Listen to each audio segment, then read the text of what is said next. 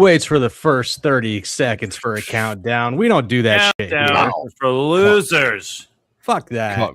Caught me napping there. I was trying to text my wife and be like, "Hey, I forgot my water. Could you please bring it down to me? Like, I got a couple minutes before the show's live." Oh yeah, we always wet our whistle while we're here on the show. Yeah. All right. Yeah, man. What's going on, Joe? Sonntag. It's been a minute. It's been a second. I'm excited to be back here. You know what's going on? It's a busy start to the year. Getting ready to launch Reaper Destroyer 2. Issue 2 here in May, or actually next week, next Friday. Jeez, that coming first up. campaign you fucking killed it, dude. This book is badass. Thank you, man. I have been waiting for the second one. Yeah, I'm excited. I'm excited for you guys to read it. I'm excited to get it done and then get it into the hands of the readers. Because I mean, I know that we talked the last time I was on here. We talked a lot about the first issue and everything, and I think you guys are gonna be interested in see where the direction the book actually goes, as opposed to where somebody might think it's going to go. Because I'm trying to take it in a different direction than like the stereotypical Spawn, Darkness, New York City, that kind of stuff. I'm really pushing it more into like a fantasy realm with this issue specifically. Because the main character Matt is going to be going into his subconscious, so to speak, into a dimension called the Veiled Dimension, and he's going to be stuck there. His main mission is to get control of his soul back from Apophis. So we're going to go into some trippy areas, a slow decline through his subconscious. So it gives us a chance, or me a chance visually, to do some things that I don't think people are going to expect. I think you guys are going to like it. I'm excited. That's refreshing to hear because all these indie comics. I love indie comic books, man. It's just I love my Spider-Man. I love my X-Men. I love Batman and everything. But indie comics, fresh ideas, fresh. It's like a fresh start. You can get brand new stuff. But the problem is, there's a lot of, if I had control over, Green Lantern, this is what I would do with it, kind of stuff. And I don't want to see that. I want to see brand new stuff. And this is fucking the original, man. Like, this is a really cool comic book. This is up there with Spawn and Pitt and dude, and Dark. I appreciate it. It's funny because I was hoping that would be the audience that the character would resonate with, because obviously it's got all my loves of all the stuff that I grew up with in the 90s and storytelling, but visually it's got a lot of the cool elements of the darker heroes and stuff that would fit right in with that universe. So the fact that I'm hearing that is resonating with people that also love those kind of things, I think that's awesome. And I'm hoping that crowd comes back for issue 2. And Darkness over here. I got like half the pits. I'm still trying to find them in the wild. You can get like 1 through, I don't know, 1 like through 20. 4, 1 through 5 is probably easy to get. I got those. It's like the later ones and the full bleed ones are the hard ones to get. That's right. Once it got to the full bleed, there was a lot less. It was a lot less or smaller print run. Yeah. So those are a little harder to find, but they're out there and they're good reads, man. Some of my favorite stuff. I was a huge Pitt fan when I was a kid. I need to ask Mandy. Is the full bleed's going to be a part of that Pitt campaign? I don't know. I'd imagine they have to be. They should be. If they're not, they gotta be. As far as I know, they're doing the entire thing, right? So they're doing 4 different trades. Is that what it was? That what the deal was? Yeah. 4 trades and then an omnibus. You wouldn't get to the full bleed stuff until trade 3. Yeah. Yeah, because the first 8 issues of Pitt were all Image Comics, and I want to say issue 9 was still Image Comics, and then it switched on issue 10. Issue 10, I think, was the first full bleed produced. Was it? I thought it was later than that. No, it was right around there, right around the 10, right around the 10 mark. There's like the Friends of Pitt one, the Pitt crew. Oh yeah, the Pitt crew. You had In the Blood. I think it was, or it was Pitt in the Blood or something like that. And then there was another one too that came out. There's so many cool crossovers. I wonder if they'll be able to pull that off, like Pitt versus Hulk. That's one of my favorites. Man, I wonder, because I got to imagine one that'd be kind of hard because you got a Marvel property in there. Yeah, of course, yeah. But I wonder how that works because you also have one of his properties in there. So like when Mark Silvestri put out the Cyberforce Kickstarter, Jim Lee let him publish the Wildcat books in there as well, so they could keep that the Killer Instinct crossover together. Of course, they're friends and everything, so that business works that way. So I don't know. I would say probably at this point they probably can't reprint that one because of the Hulk, but I wonder what rights Dale does have to that, because it is his character in there. He's got to have some kind of say with reprinting of that stuff. I don't know. That'd be interesting to ask him. That'd be cool to find if they'd pull off something like that.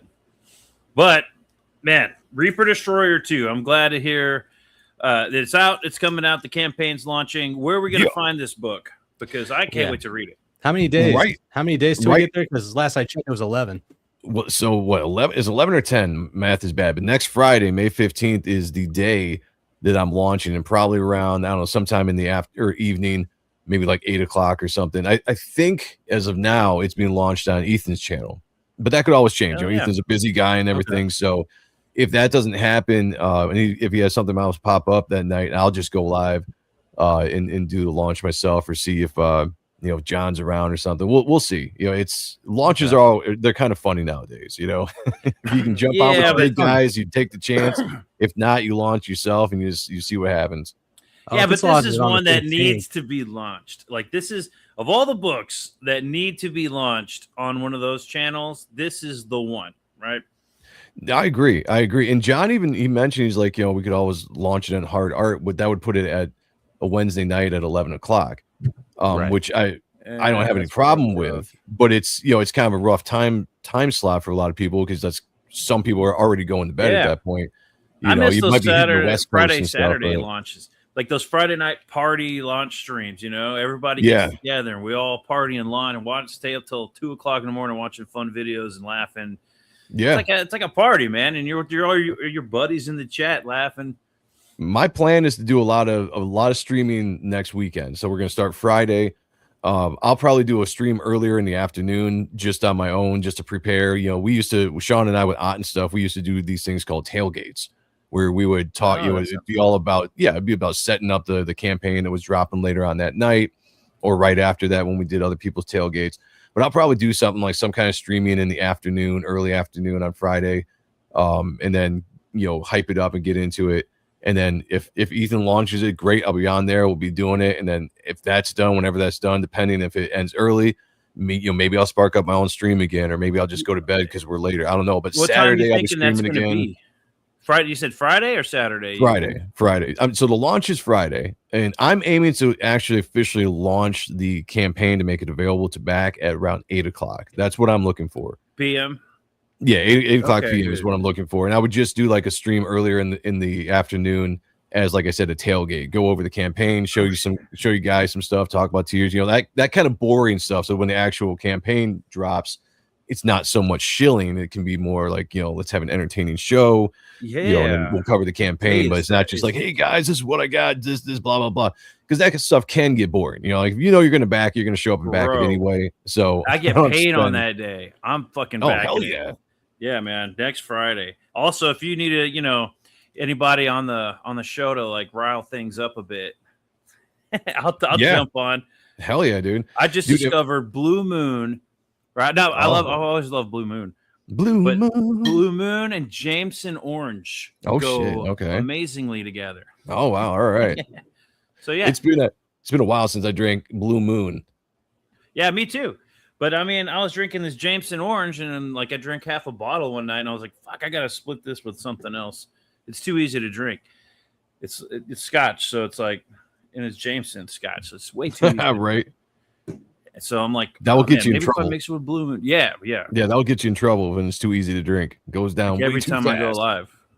Me and Jake and my brother had to have an intervention with me last time. Oh no. Where are they now? Right, yeah. Here we go. Now, but this right here, this is the website, superiorpresscomics.com, which is my personal website where anybody can go here. Right now it's set up as a website. Like, you can go purchase the preview book that's been in campaign since February, I think, that we're running that throughout the year. That's going to fulfill in December. Is that similar to this the little ash can? Kind of. So this is, I did the ash cans with the first campaign, and I didn't think I was going to have time to do an ash can, although I came up with a different idea this time around.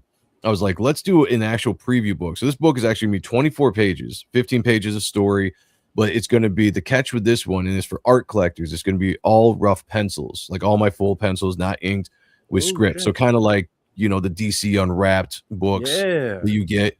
because it's a look I think that a lot of fans don't get to see all the time. You see the finished product, or you see a black and white version. You don't see a lot of the penciled versions out there. So like, okay, I think is it going to be ash can sized, or is it going to be like it's going to be regular size? I'm making a comic size. Okay, yeah, that's okay. I got a plus and a minus for that.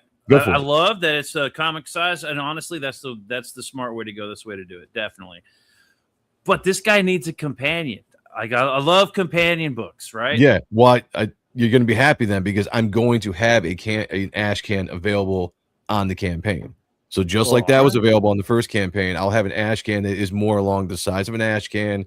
It's less pages because it's but it will be black and white, just like that one is. So I'm going to have that option on there as well. Yeah. So that will be available. This was something I launched right around my birthday, just to kind of get some excitement going for the campaign that was going to be launching in May. And I was like, it's kind of cool because it is for the art collectors. So if you back this, you're going to get it around the December, period of time. And you're going to essentially be able to read about half of the book before the actual book drops next year in 2027 when it's all said and done. So anybody that backs this will get a jump start on the actual story itself. So, there's some pluses and minuses, I guess, to that. But yeah, so I mean, this is the website right here. And right now it's just like the things you can go and purchase. Superior Press puts out mainly my stuff right now. I've got a sketchbook out right now that you can back. That's coming out in July. That we'll be shipping that out. And then you can get t-shirts, cups, low print runs. I think I've only got like 15 Dale covers left in existence and like 25 of my covers. And then once those are sold out, those are sold out. I might have to get that Dale cover. I didn't get it last time. I had to get the oh damn, I can't even read that. Who's this cover from? That's mine. Okay, yeah. Okay, yep, this is yours. That's my I couldn't tell if it was yours or Shelby did. Yeah, you did the other one, yeah. So this is the website right here. So, but on launch day, I'm going to convert this into a campaign page. So you'll be able to go here, and all the tiers, the same tiers that would be available on Indiegogo will be available on here that you can get. It's going to kind of look probably something similar to this, which is the preview campaign page that I created for this, where you can go get the John Malin cover, white and black, black and white, like all these different things.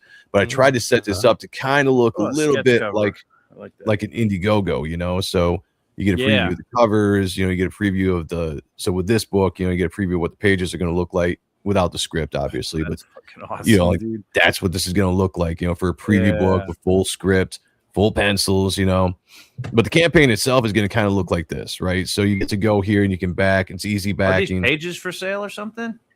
They will be on the main campaign. Okay. So I'm like, what are we looking at right here? Is this, because it looks like there should be like a add to cart thing to this, right? Like so these pages aren't available on this campaign. These are just like the preview pages, like an Indiegogo page. It would show like size previews of like what's in the book. That's kind of how I set this campaign up to be like. But the actual pages itself aren't for sale on here. But this is like the preview book. Like I said, it's kind of like the full pencils with it will have word bubbles. It'll have the full script, but this will be like the version of it, just the pencil version. For the art collectors, and that's what this entire book is. It's 24 pages, 15 pages of story, and then almost 10 pages more of extras that will be in it, all getting you prepared for issue 2 when that drops. So it's and this is only it's $15. This one's only 15. What's going on, Stanley? Am I wrong, or does it look like that should have a little add to cart sign for every single one of those? Am I right? You gotta sell that shit, dude. Well, you actually can't. Well, you can't sell you can't sell the pages because I don't have the pages available to sell. Not on this campaign, but right here you can just say back here. And it'll take you to all the tiers to back. So anywhere you go on that page, you can hit that and it'll take you back to the tiers to back. So it's very like almost everything's got a link to it. And then I am so close to one. Boom, I've been wanting to get original comic art from one of these campaigns. And I'm getting so close to just pulling the trigger on some shit because I love it. When we didn't have campaigns and you're just into a comic book and then you see on a campaign for like $300-$500, a piece of artwork that's just like, damn, man. I'm just getting to the point where like I love getting all the tchotchkes and everything, but an original page beats the shit out of all the tchotchkes. And original art is awesome. I was just at a convention. If you're talking art, that's what the ultimate thing you can offer. Right. Yeah. Not to mention those like sorry, Joe. No, go ahead. those okay, when they do auctions and you have a guy auctioning off 2 pages from a comic book and the price is like $300, I almost want to bid like $500 just because that's what they're worth. Oh, gotcha. And I want that artwork, because that's something that you can be proud of hanging on your wall, Yeah, so I was just at a convention a couple weeks ago, maybe last month or something, just 20 minutes from me. It was a small town convention in Kalamazoo, Michigan, which is not too far from me. And Sean and I went out there, and the only name of note that we wanted to see was Bart Sears. And we went and checked his table out, talked to him for a while. Awesome dude. But looking at his original art was just so awesome, and it's just like that, seeing that stuff in person is just so different than seeing it on a YouTube video or a scan of it. Like seeing some of that work in person was just absolutely beautiful. It's just like, holy shit. Like, I love original art. Yeah, man. Can you imagine? There's got to be some kind of list out there where you can get to know where every page exists. Who owns every page of, like, say, Spawn, right? If Spawn issue, who owns all that shit? I know Jim Lee recently. I know Jim Lee just recently got the 4-picture, his original X-Men, that 4-page spread, that cover. Yeah. I know he just recently got the last one, so he has all his original art. Oh, that's reacquired. Nice. That was like a couple years ago. He had posted, finally got it all, and then he had all the. But who owns all the rest of that artwork? There's like some pages I saw on that website that I can't remember the name of it, but that's where they auction off original art like that, right? Yeah, well, the something bees. I don't know. I know what you're talking about. It's a popular Southern. It's something like that. I know the one you're talking about. Too. Yeah. It's like you want to get original artwork, like the shit you grew up reading. That's where you go. Yeah, that auctioneer place, that online site. So anyway, that's just like a little preview. So instead of Indiegogo, it's going to kind of be on stuff like that. But you can go to superiorpresscomics.com on May 15th, and this website will be turned into a campaign page. You'll probably still have all this stuff, but then it'll just be easy back to tiers, and you're good to go. Because right now, Indiegogo, let me tell you something about Indiegogo. The process they have now is so complicated, like beyond, it doesn't even need to be this complicated. But like, I had to submit to get my campaign up there to be just in a pre-launch page so I could share it out, get the signups, the follows, or whatever. For some reason, I have to resubmit the campaign. So I got to go through the entire process again to get everything loaded up. And then it goes through a process of like a 5-day review that they have to go and look at everything. And unfortunately, I got a rejection letter because there was something small that it wasn't filled out right or whatever. And so I had to go in and make the corrections. But the corrections are very vague in what you actually have to do. It's like the whole site is set up so stupidly. It was so easy back in like the old Indiegogo. You could just get on, you knock it out. Right. It takes a little bit and good to go. This one is just like you jump through this hoop, jump through this step, then you got to do this and upload this and all this kind of stuff. It's just ridiculous. So I don't even know if the Indiegogo is going to be up. Was there an option for okay, so when it comes to the purchasing of the item, right? Was there an option to collect at a later date versus just put the money in now? Because what I've noticed with the later campaigns, one campaign that I've backed since the new Indiegogo launched, I backed it and it said you will be charged when the campaign ends at the end of this date. And I was like, whoa, buddy, hold on a second. I might not have the money then. I can pledge it now, but 6 months from now, who you never knows know what the hell's going on, And if I'm going to be responsible, So that's why people liked Indiegogo, is because you could pay it and you knew it was paid and you didn't have to worry about it. You know what? If you get conned or whatever, then you get conned and it's like whatever. That's always a possibility out there. $25. Yeah. But so the thing with Indiegogo is that was a lot of people's complaints is they kind of switched the format a little bit more to be like Kickstarter, which collects your money and you're shipping later on, when the campaign's over. And people weren't liking that. Because I actually backed a Kickstarter and that didn't happen to me there. Really? But then another Indiegogo recent campaign, I want to say it was Aaron Lepresti's is the one that said it's going to charge me later. Okay, yeah. I can't remember the other one. There was another one that I backed recently that said it just charged me right off the bat, and I was fine with it. I was like, okay, So it's like, I'm wondering, did they give you the option to charge people right away? They do. So here's what I discovered, because I had to go in and look at this, because the reason why I've been pivoting more to my site is a lot of people were hitting me up online saying like, hey, is this gonna be somewhere else in Indiegogo? I don't want to back there anymore. So I'm like, okay, I got to figure out the backup plan or somewhere else to put this as well. But the biggest complaint were people like, I don't want to be charged shipping later, and I don't want to have to pay later. Yeah. Just like you said. So I went on and did some research. I'm like figuring out what's going on. So there are two options you can choose as a creator on Indiegogo. You can do their normal crowdfunding, which is pay later format. Pay later, pay shipping later, everything's collected later. Your pledge is basically put in. Or you can do this thing called express crowdfunding. Now that is a little bit more like the old Indiegogo, where they take the money up front and you can charge a certain amount of shipping, say like $10 or whatever. You want to charge more for foreign or whatnot. The problem is it's just the setup of it. So the thing about this I ran into, because I was like, okay, cool, this is going to solve some problems. I can put this out there. This will be kind of like the old Indiegogo. But the biggest hiccup I found was setting the shipping. The language in the website is so confusing, because it's the foreigners bought it. I don't know if anybody knows, but foreigners bought Indiegogo. I was wondering who I can't remember. I don't know the actual name of the company anymore, but they're foreigners. They're not from the US. They're the foreigners. Platform. So it's set up foreigners. It's set up weird, right? It's set up weird. So when you're trying to set up shipping, you got to set up zones, and you got to set up rules, and you can't just go to some place and say USA $10 flat rate. It's probably some Indian Australia guy. $20 flat rate. Those Indians do everything all weird on purpose. Yeah. Yeah. Have you ever tried to buy a phone from an Indian guy? Holy shit. I said, I'd rather pay Sprint like $400 a month than deal with this shit. Right. So that's dating yourself by saying Sprint. Yeah, no. That's old school. No, no, it was for a second though. But yeah, I mean, the cool thing about my own website is it will pay you, or it will charge you right off the bat. Everything, boom, you're done, just like any crowdfunding site.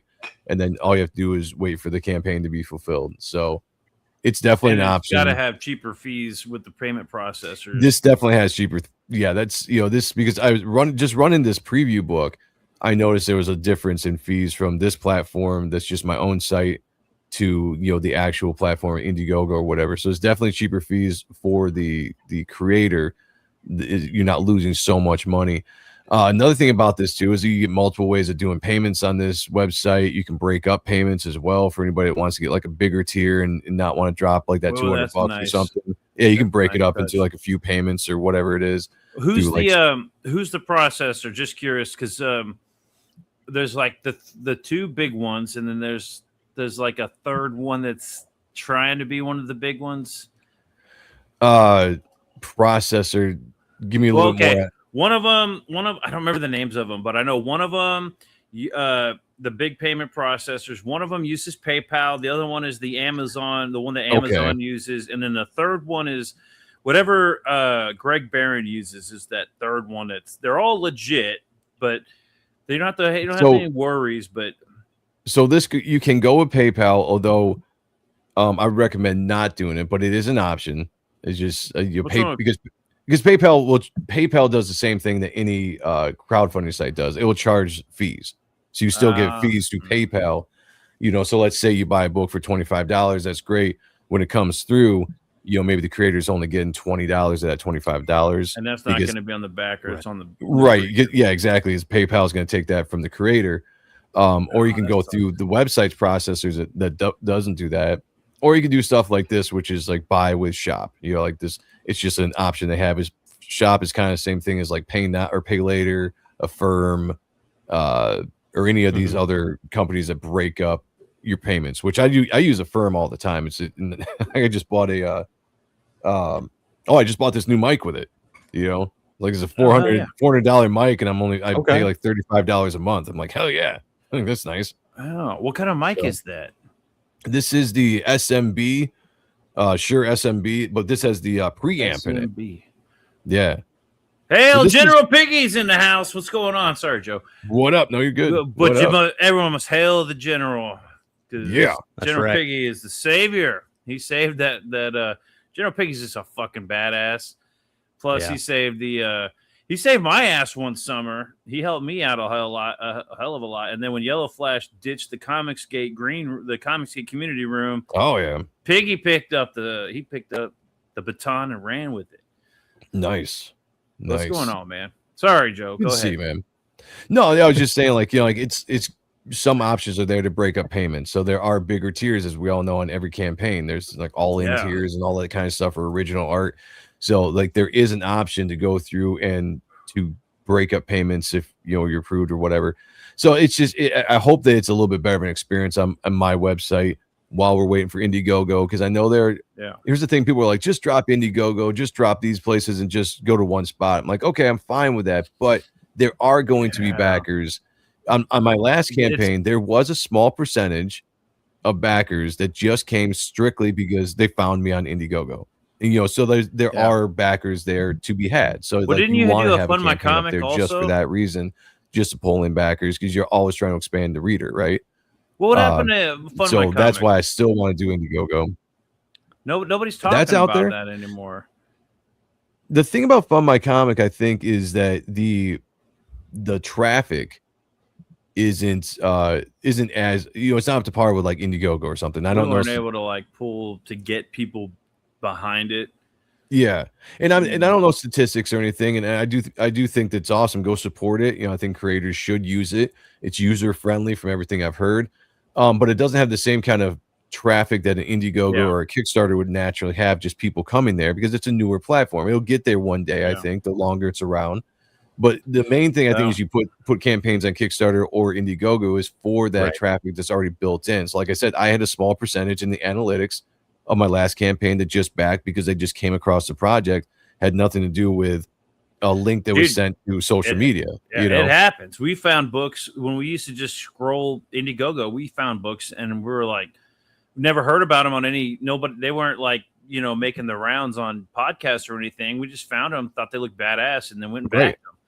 Yep. And they were really good. They were really good books. And that's the only problem I think with Fund My Comic is that it's the same thing as using your own website. Anybody that's coming to Fund My Comic are probably people you're directing there anyway. Yeah, that makes sense. I never went to Fund My Comic for just to scroll to see what's exactly. We did, but all the ones that I backed on Fund My Comics were ones that we talked to the guys. We were watching them on podcasts or live streams and stuff, and right. So we already knew about them. Yeah, so in the future, it's going to be it's going to keep growing, but these platforms have to grow. It's the same thing when Back Me Bro drops. I'm looking forward to that, but at least at the beginning, it's going to be supported by probably Comicsgate creators and Comicsgate fans coming to it, until it has a chance to grow into like a legit. More and more people are just coming to have no association with Comicsgate. It's just a platform and people know that. So now you're uploading your projects on there, and now it grows and becomes an actual platform for crowdfunding. Well, now hold on, because that's what Fund My Comic was supposed to be. Now Fund My Comic's been around for a minute. And how long's it been? How many years has it been? A couple of years. Like I would guess two, maybe 3. Okay. So still pretty young. Time is still young in the infancy. And I don't know the whole behind the scenes, like how do you promote it? How do you get it into the eyes of more people, like the business aspect of promoting Fund My Comic to the internet and to the masses. I don't know how that works or what they're doing to actually put money behind the promotion of it. So I have no idea on that, but give it a few more years. I think 2 years is too early to tell. Fund My Comic's doing pretty good. I'm just curious. Yeah. I'm really curious to see how Back Me Bro does because I'm wondering why. Like I know I don't know why Shane Davis was doing that, because we had Fund My Comic. Unless there was a problem with Fund My Comic, there's been. I'm not going to talk into. Oh, there's a reason. There's reasons, and it has nothing to do with me, because I've not had the experience with it. But I've heard some people talk about certain things, and it's nothing against Fund My Comic as far as the people drama and everything. Well, that is just in this is the userness. Like there are some things that needed to be worked out with Fund My Comic when it first dropped. There had to be changes and kinks to work out and all that kind of stuff. Some people don't necessarily like everything about the user face as a creator when we're putting books up, and some people love it. So I think the whole thing about Back Me Bro was there was another opportunity. People have been shouting for a while, besides just Fund My Comic, of having a central place where people could go and trust to go get CG books, because whether you get kicked off these sites or just shadow banned or whatever, you have a place that's more controlled, kind of like Fund My Comic. And Shane already had the infrastructure, the ability to build websites, because he did 9 Lives Comics, right? Yeah. And if anybody goes and just backs his books on his website, I think his Back Me Bro, and I don't know because I don't know any inside information on this, is going to be more like that, except he's said before that he's trying to set it up to be a little bit more user friendly, like almost mimicking the old Indiegogo format that everybody's comfortable with. So and I think it'll be good when it launches. I think it's going to be cool. And when I heard that he was doing it, I had all these questions like, well, wait a minute, I thought we had all this in the back of Fund My Comic and everything. But then the more I thought about it, I was like, okay, I get it. Like I think he might actually be able to quickly surpass Fund My Comics quickly. I think he probably could. Yeah. The majority of the Comicsgate backers on his page, and then Fund My Comic is more broad and everything. That's fine. But come on. Comicsgate is where indie comic backers go. Okay. Yeah. And it's unfortunate that there's these people parting ways and all the drama and all that shit. Yeah, that sucks. It sucks, but this is where Shane's website's going to thrive, because we can get away from the Indiegogo and all the drama and all that bullshit, and then, still be separated from people who actively shit on Comicsgate every day. Yeah. And thinking about Back Me Bro too is it's going to get all the big names. They're going to put campaigns on there pretty quickly. I know Billy said he's going to do it. I'm planning on doing it whenever it drops. I haven't heard specifically from John or Ethan, but I got to imagine they'll probably put something up there just to help support it and drive attention and excitement to that campaign or that website itself. So I think it will do fairly well. I really do. And as long as it's user friendly, and the word of mouth spreads that it's a good place to put your book up, it's user friendly for backers and for creators, that's all anybody's looking for. And putting stuff like this on my own website is great. It is a lot more work though, when someone else is just controlling everything and you're just uploading your stuff and then sitting back, that everyone's running things behind the scenes when it comes to Indiegogo.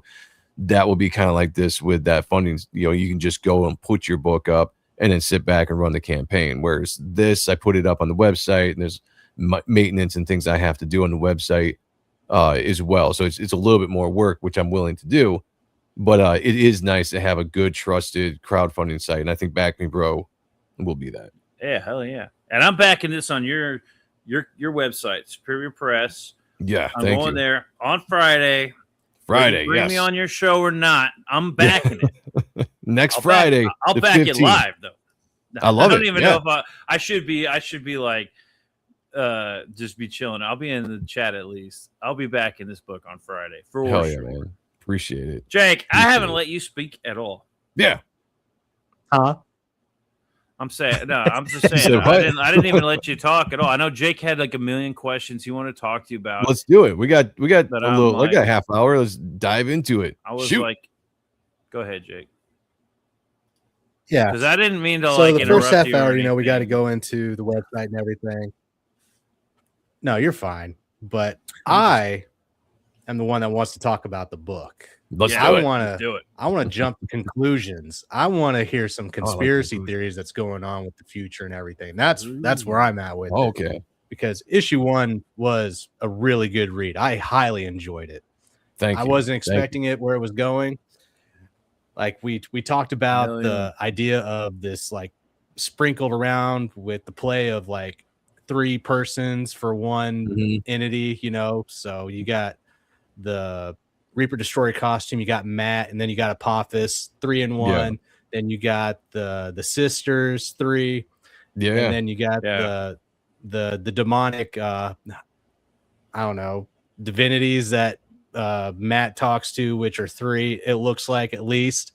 So we talked about that a little bit, but I was really wanting to get into it now because it sounds like you're, like you said, you're switching it up. You're taking it off the next exit instead of going straight forward where people expect it to go, and where he's just like doing anti-hero things within New York and whatnot. But no, we're apparently getting a psychological thriller about to take place. Yeah, that's what I'm trying to do. Go ahead. Sorry. And I'm wondering with the end of the book, does that machine that the antagonists bring about, does that have anything to do with it? Oh, you mean what Vanessa was kept in? Yes. So that was just it was kind of just like a high-tech coffin that we'll probably talk about at some point in the future, because we established in this book that there was a elder son clan at the time that still exists to this day called the Osaka clan. And they were the ones that were able to capture and trap Vanessa within this kind of like coffin and basically put her in status is basically what it was. So she's kind of resurrected in issue 1. And so there is a purpose to that, but we're not really touching on it right now. There's a lot of stuff to dive into with Vanessa and everything that we have to do with Victor and Matt and Apophis to get through, which is why I've said, like, this book, like, I've got ideas to expand beyond this first story arc and really get into a lot of the characters, but there are seeds that I'm kind of trying to plant now early that we can pay off later, but it might not be within this specific story arc. Sure, of course. So with the psychological thriller and the pages that you've shown, it looks like we're going inside the mind of Matt. Like, there's going to be a battle for his soul, his conscious, and everything like that. Those were my favorite pages from the first book, by the way. Yeah, they look gnarly. Oh, nice. A whole book about this, or a majority of the next book being about that, I am fucking in. So go ahead. No, go ahead. So there's a statue there on that page. Yes. And I'm wondering who that is or what that is. So as far as because this doesn't go into spoilers, it's everything I've been showing off. Okay. Well, I don't want to go into anything that you don't want. No. This is it's all within the first 5 pages that I've shown on streams or whatever, and they'll be available on the campaign as well as a preview. So so we pick up where we left off with Matt in Apophis. He's discovered that Apophis is the entity that has been tormenting him, or the one that he sees in his nightmares every time he falls asleep, and he realizes at this point that this is a struggle for his soul, so to speak. So we pick up right where we left off on the rooftops of New York City, and he has found himself pulled into his subconscious. How he gets there, we got to find out exactly how that happens. But he gets pulled into his subconscious, and essentially on a mission to find and confront Apophis for control of his soul, because there's nothing that he can accomplish in anything until he has control of his soul. Like, that's just, we can't do anything else in the storyline until he's got control of the soul, of his armor, and then we can actually figure out what it is that he's here to do. Yes, Peter. So I have 2 questions right off the bat. Yes. Okay.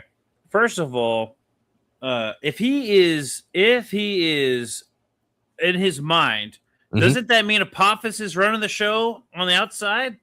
Yes, usually, but not in this case. And there's a reason for it. Okay, and that would be like another, I guess the other question was like, how did he end up?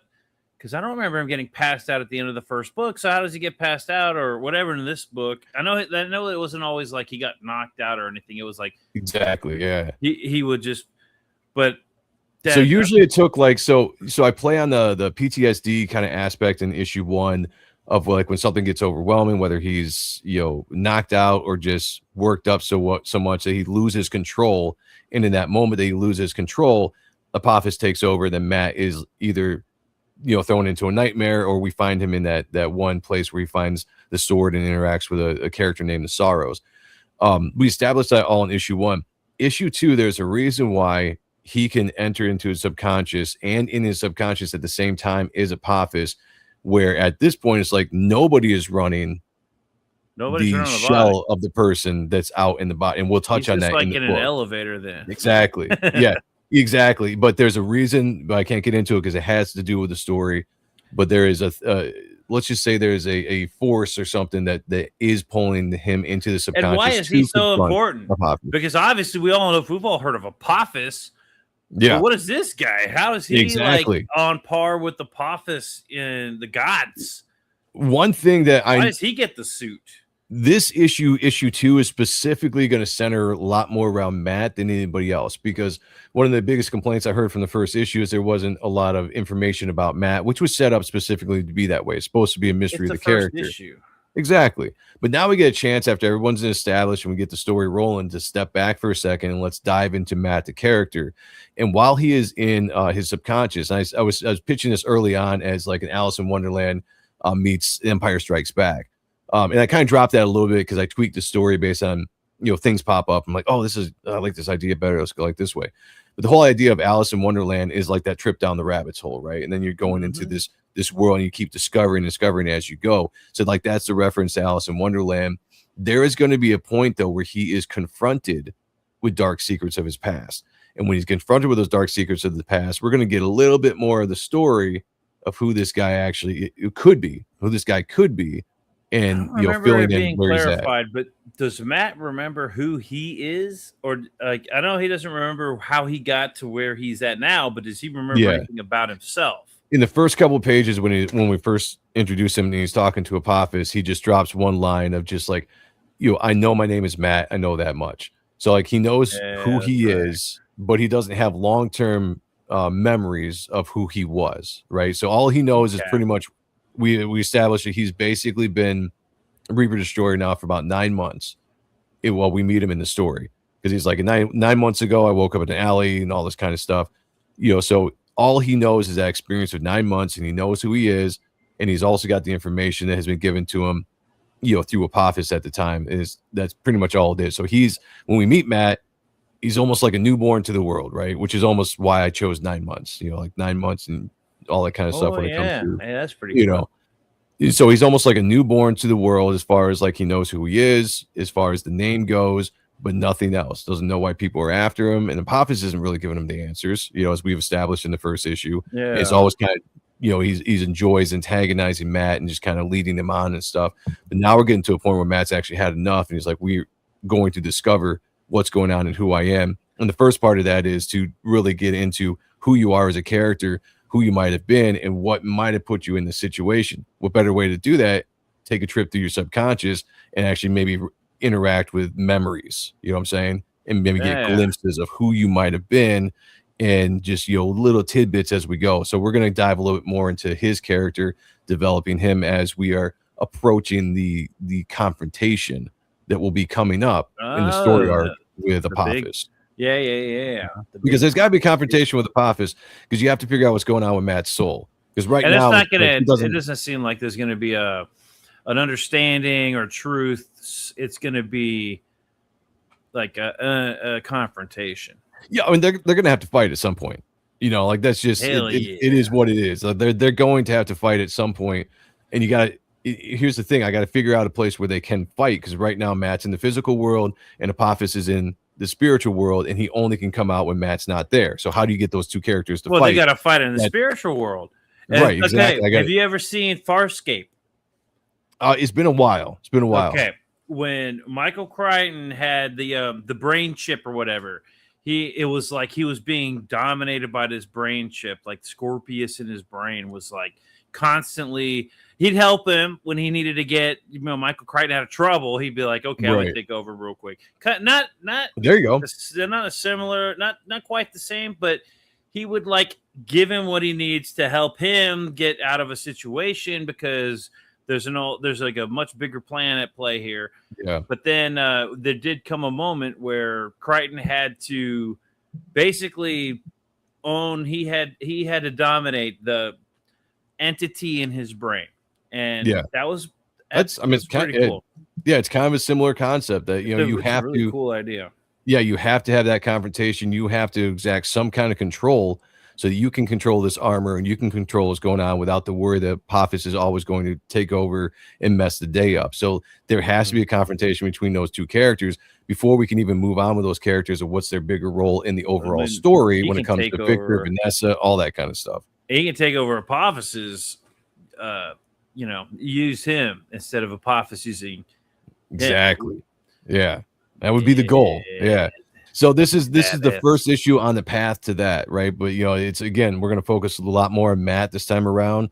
It's the majority of the story is going to be way more centered around Matt and his journey through his subconscious. And again, I've said this before, this is kind of like an acid trip, wrapped inside a dark twisted fantasy. Like, you were going to be, if anybody's taken acid or hallucinogenics and had a bad trip, it's a scary place to be trapped in your head, because there's a lot of things that are in there that you have to be confronted with that you don't know, right? And so there's a lot of darkness within Matt, especially with Apophis being there within this dimension. And I explained it to you guys before. I think that the veiled dimension is basically your own subconscious. So you have a dimension in your head. Every human has a dimension. Elder Son has a dimension within their head. It's basically where your soul resides. In this dimension is also a place where other spiritual entities can come and inhabit. Now, if you are not strong in spirit, strong in soul, those are the people that can be possessed through this dimension. Like, if you're going to be possessed, they have to enter into a window which comes in through this dimension, which is a door into the person itself. You can take over your soul. You can possess that person, which is why this is where Apophis is at, because he is after Matt's soul. Well, that makes sense. I've never done acid, so I have no idea what the hell you're talking about. Yeah, I was wondering how on that level. If this is going to be like a I think I should go do acid and seeing pink elephants come about. But it's gonna be, there's gonna be some trippy, I get to lean, so I'm leaning into fantasy elements, but I also get to lean into some horror elements as well, which I enjoy drawing, creepy monsters and things of that nature. So the deeper Matt gets into his subconscious, the more twisted and dark the comic is going to become. So when we see the first few pages, he arrives into the veiled dimension, and it's kind of like a fantasy land, like Lord of the Rings. There's forests and like all this kind of stuff, right? We saw that one page that you showed us before. Right. Exactly. Badass.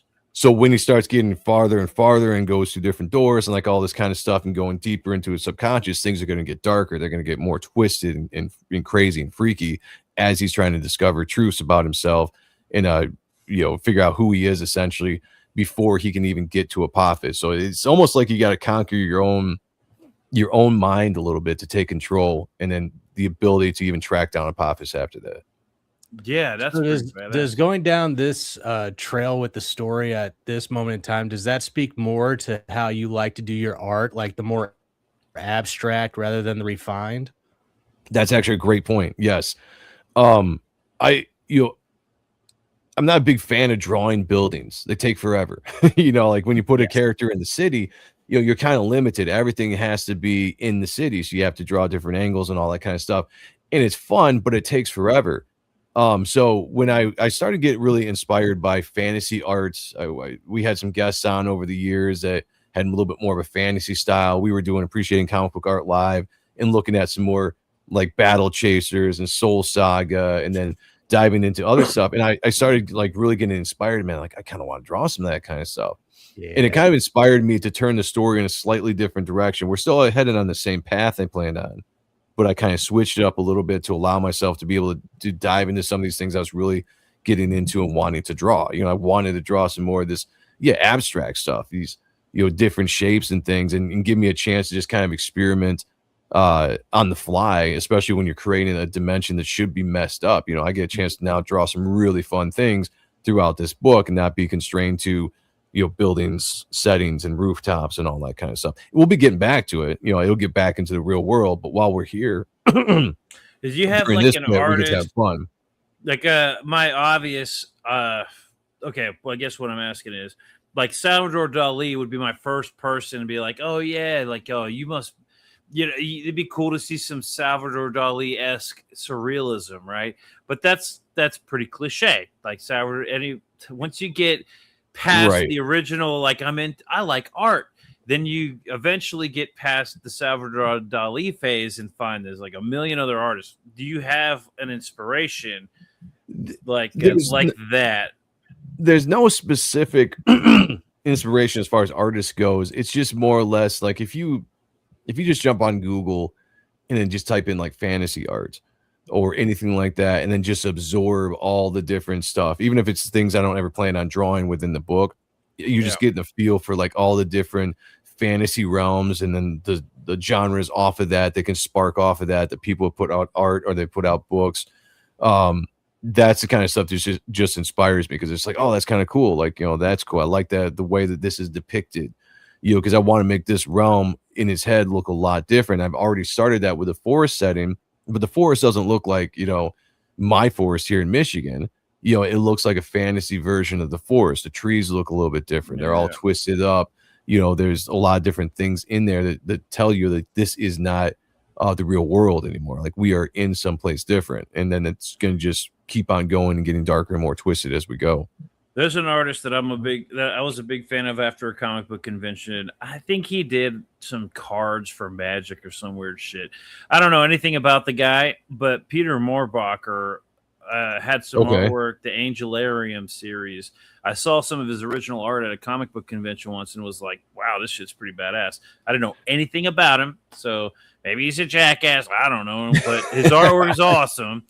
And I don't think I've heard the name, but go ahead. Yeah, but then so like there's that guy, but then you want to get in, that's like fantasy. It's like really cool looking, cool shit, right? It's just cool shit. Yeah. I thought when I saw the artwork that it was all done in paint, like in some paint program. But no, the dude sat there and painted them with like oil paints and stuff. And then of course this Geiger, you go down the dark road of Geiger, you get you get past the aliens stuff, and his artwork is fucking wild. You get past the, let's just say, you get past the aliens, you get past the sodomy. His artwork is wild. Yeah, I might keep that out of the book, but yeah, you're right. You know, like all that kind of stuff is inspirations. I take inspirations from everywhere and a lot of different artists, and I think this book is going to be quite a bit different than the first book, but because of the environment we're in, and we will go back to the New York City at some point, you know, because the story's got to lead back there. But while we're in his head, gives us a chance to really play around with some fun things. I'm excited to hear that because I want to see more of that. Like, those were my favorite parts of the book, where he was in his mind and nice, awesome. He's like traveling through all that, like the paneling, that one panel where he's like breaking through the veil and like falling down. Dude, that's like one of my favorite. Thank you, man. Pages. I enjoyed drawing that, and yeah, there's gonna be another falling scene in this. I'll just say that because, like I said, you're drifting down as you're going farther and farther, deeper and deeper into the subconscious. So I'm gonna have another falling scene that I haven't planned it out physically yet, but it's in my head, and everything starts in my head. And when I see a picture appear, I'm just like, oh yeah, like all these ideas of how I could draw the page are really up there, just waiting to get out. No, the colorist did an amazing job too, man, as they're falling with the cool colors into the hot, the backdrop. So you had contrasting colors between the panels and then the main spread. Like, it was perfect, dude. That looked fucking awesome. Thank you, man. Thank you. No, I love hearing that. Love hearing it. You got another question you want to dive into? I can do some rapid questions here, Jake, while I got time. I'll shut up. Oh, let's see. Come on, Jake. You had all these fucking things, and I'm talking. Sorry, I've just been letting you guys take the reins for it. But hit me with it. Let's see. So we're diving in, and we're going to be going into Matt's subconscious and everything, and we're going to be basically seeing Apophis slowly creep through. Basically, what I'm hearing is that we're going to be pushing Matt back to his darkest moments, and it's. I'm wondering, like, Apophis is going to be using this as, ammunition or as a weapon to take over Matt. And I'm just wondering, is there anything back there that could bring Matt back to the light? Is there something that stands around more hopeful than it is destructive? There's a character named the Sorrows, which I introduced in the first issue. We only heard the voice of the Sorrows and the weapon of the Sorrows. So we're going to actually get introduced to the character of the Sorrows, and she is going to play an integral role in the rest of the story arc of basically being an ally to Matt, right? So Matt doesn't really have any allies. Apophis right now is very much an adversary to him, even though they're kind of stuck together. But this would be the first time he actually gets to meet one that is legitimately there to help him. And so there's a trust issue there right there, because, how can Matt trust anybody right now? Be like fat and ugly, is she? No, she's going to be very sleek and sexy. Now, she's not going to be like slutty sexy like Vanessa is, because Vanessa is supposed to be a slutty sexy character. Because you got to have them different. You got to have them, the sirens. Gotta have a little bit of elegance to her, right? You gotta have, she's completely a different thing. She got a little bit, but she's still like curvy, very beautiful. You're not gonna look at her and go, "Where's her OnlyFans?" You're not gonna look at her link tree. Right? Yeah, exactly. Yeah. It's more of a Vanessa thing. Right. But there is an element there like you were saying, of maybe not necessarily something bringing him back to the light, but there's an element of hope with the sorrows that is there to help him, find out who he is and figure out how he can take back control of his soul so that he can actually have control for the first time since he's been the Reaper Destroyer. And like I said, once you can figure that out with his character, things are going to become a little bit easier as far as what his role in the overall story, because we still have everything going on with Vanessa. We just introduced her. What is really going to happen with Vanessa, Victor's motivation? How does everybody tie in together? But it has to start here. So we will still be seeing what's going on in Antarctica in issue 2. We're going to pick right up where we left off with that. Victor seems like the Andrew Tate of the whole thing. Like he's like getting all the girls in, you know what I mean? Yeah. That's No, he's a Chad, as they say, like he's and I love Victor's character, right? Because like he's I've always described him. He's not necessarily a bad guy. He's not a good guy. What he's doing right now is his own motivations. His own motivations make sense to him, which to the rest of us could look villainous, but he's not straight up. Victor in this issue? Yeah, Victor will be in it. Yeah, and the girl, like his assassin chick, Chaos will be there as well. Yep. Yeah, I liked her. I think I liked her more than Vanessa, and almost the 3 girls. I'm going to be releasing a Chaos miniseries later on this year. So that character is going to be getting her own series a little bit later this year. So I'm looking forward to that. Yeah. That's going to be fun. I enjoy that character. But yeah, all the characters from issue 1 are going to be in this character. The focus is just going to be shifted more screen time is going to go to Matt, so to speak. Okay. When we get to the point where Apophis and Matt either finally agreed to conjoin or work separately, where one takes over and the other one has to take the back seat. Right. Are we seeing more of like the Hulk versus Banner or the Mask versus Stanley Ipkiss, or are we going to be getting a bromance of Eddie Brock and Venom? I would say that's the movie, dude. That wasn't in the comics. That bromance. It's a good question. I don't think there'll ever be a bromance. Well, I've just described this before. It's kind of like a buddy cop. Not until Sony buys it. Yeah, it's kind of like a buddy cop thing where most buddy cops start out with the characters are rivals. They don't usually try to kill each other, but the characters are rivals, and it's something through their story brings them together. They have to work together to achieve a certain goal. Right. And then, in the movies, they become good friends and all that kind of stuff. Lethal Weapon and all that. Whatnot. Lethal Weapon. I was going to say that. Yeah, exactly. That's one of my favorite movie franchises, Lethal Weapon. Yeah, I love it. But it is kind of like that. Like the characters of Matt and Apophis are very much a buddy cop that start out as rivals, right? But this whole story arc that they're being put through, and I've talked about this before, so this is not really spoilers for the overall story, is that there's an overall issue that only the two of them that working together can accomplish.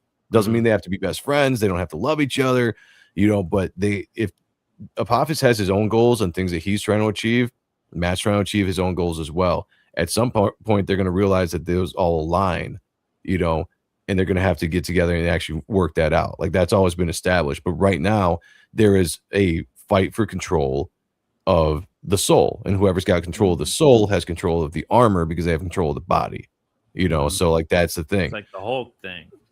Yeah. So there's going to be a back and forth with the two characters until they hash that out. So, and then that's where we're on the path right now, and they're going to have a confrontation. It's going to have to come to that. So we'll see when that actually happens. And then after that, there's still a whole big story to get into, so it's going to be the whole story arc. Like I said, is going to be about 6 issues, and it's going to be really good. It's going to be entertaining. It's not going to feel like it's going to drag on. You're going to have to wait because there's going to be spots throughout the stories that are going to be different books. We buy, wait 5 years, and then you get issue 2, and it's, hey, I'm training this episode, right?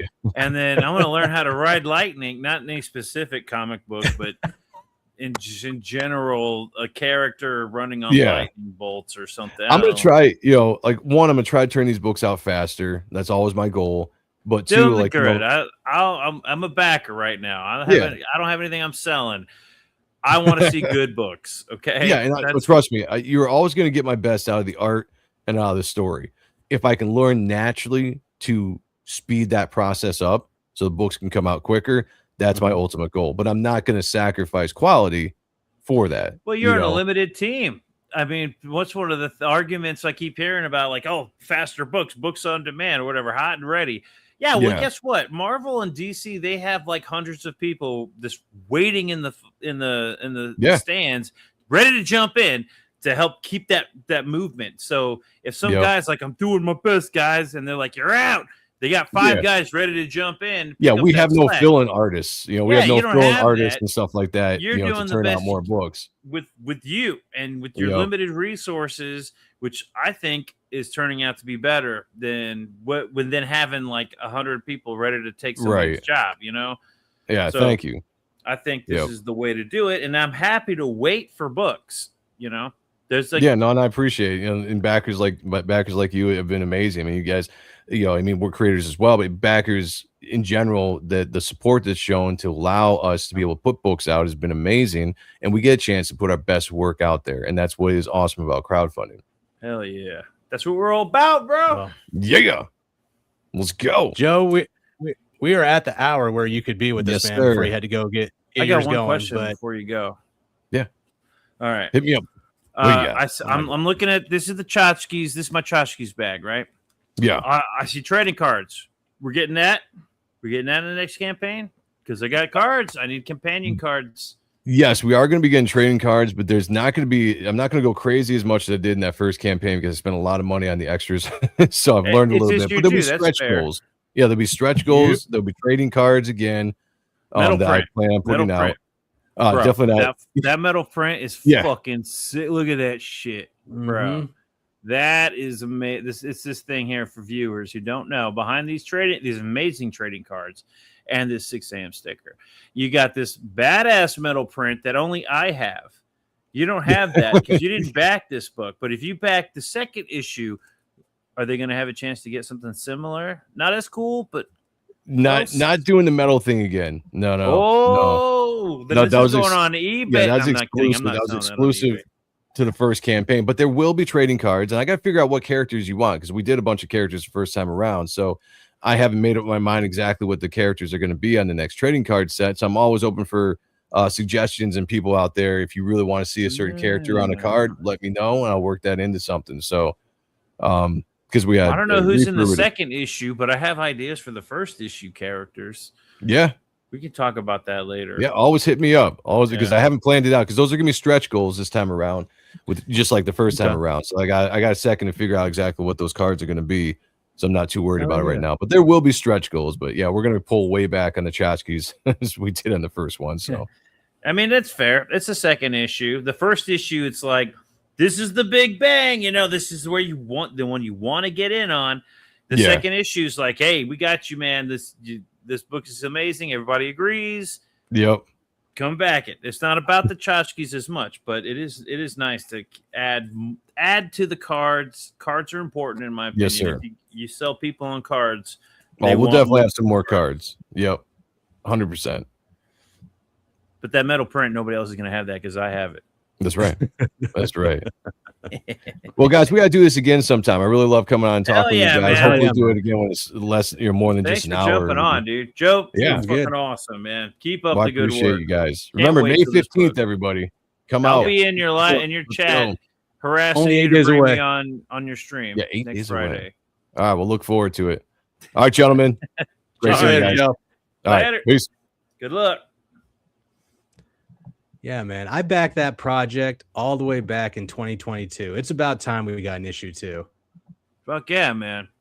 I don't remember what I must have backed it. Was it been 2022? I don't remember how long it's been since I backed it. Yeah, backed it in 2022, man.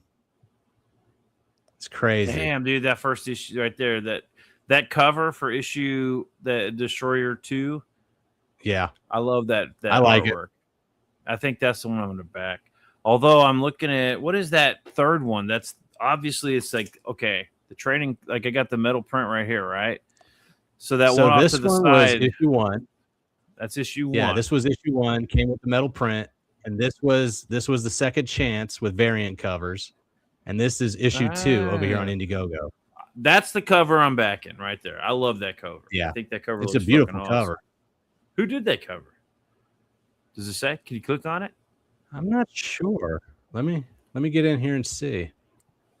This is upcoming.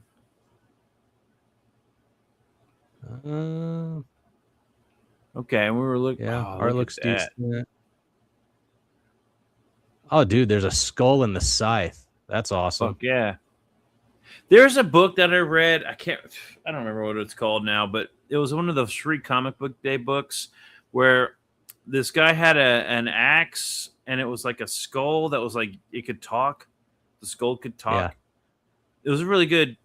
It was a really entertaining free comic book day book, and I almost wanted to go look up the actual series to read it, but when I looked up the actual comic book versus the free comic book day book, the artwork was completely different, and the free comic book day looked badass, but the actual comic book looked ridiculous. Okay, but it was fucking cool. So that what I saw, that cover piece right there, that cover that you want to back on the second issue, that's Brett Booth. Nice. From Spawn. Yeah, no, Spawn did Brett Booth. I thought he did colors on the first issue. Nah, on the first. Who did the colors? I'm not sure. The colorist was this. If I'm not mistaken, okay, I thought Brett Booth. I'm probably dumb and don't know what the hell I'm talking about, but I'm gonna pull this open. I thought the colorist he had on the first issue was from Spawn. Okay, hold up. Colors were David Kemp and Kyle Ritter. Cover. Well, what did Brett Booth do in the first campaign? Because I know he did something in the first campaign. You're right. It was Dave Kemp, Kyle Ritter did colors. I don't see Brett Booth on here at all. Yeah, I've got Shelby Roberts' cover right here. Maybe he did like a trading card or something. Dale Keown. I think this is Shelby. No, that's not Dale Keown. Dale Keown did no. That's that was Joe's cover. Yeah, I thought you had Joe's cover. I do. It's the same one that you're holding up with the same signature and everything. Is it? Yeah, look at my screen. So. Look at my screen. Oh, bro. it is. Okay. It's the same one. All right. That's his cover. Hey, you know what gave it away? Having his signature right there. Yeah. I think Brett Booth did a trading card on the last run, thinking about it. And it was like a special Brett Booth. If I'm not mistaken, I might be wrong, but I think Brett Booth did a special trading card for the first. So he's actually doing a cover this time. Okay. I'm backing it because that's my favorite one so far. Of course. Although John Malin did one too. I love John Malin's artwork. So I might back the John Malin. Who did the second one? You could do like I did and back a higher tier and get all the covers. I guess I could do that. I am getting paid that day. I'm just saying you could. I'm not saying you have to. I know. I'm like weighing, do I feed my family cereal or do I feed my family like pork chops? Well, it's all about what they deserve at this point. Do they deserve pork chops? Destroyer pork chops, or like Reaper Destroyer? I get Reaper Destroyer, pork chops, or Reaper Destroyer, and then something better. No, cereal. Reaper Destroyer cereal or Reaper Destroyer pork chops or steak. Or I think it should go by the grades that they made this year. If they were C students, C stands for cereal, B stands for brisket, A stands for all you can eat. My kids make straight A's. Oh, I can't make promises like that because I'll go broke. They make straight A's, so I don't deal with their grades. I just tell them, you make straight A's or else. And then, as far as doing a good job. Right. We'll go get I don't know, Dutch Bros. Yeah.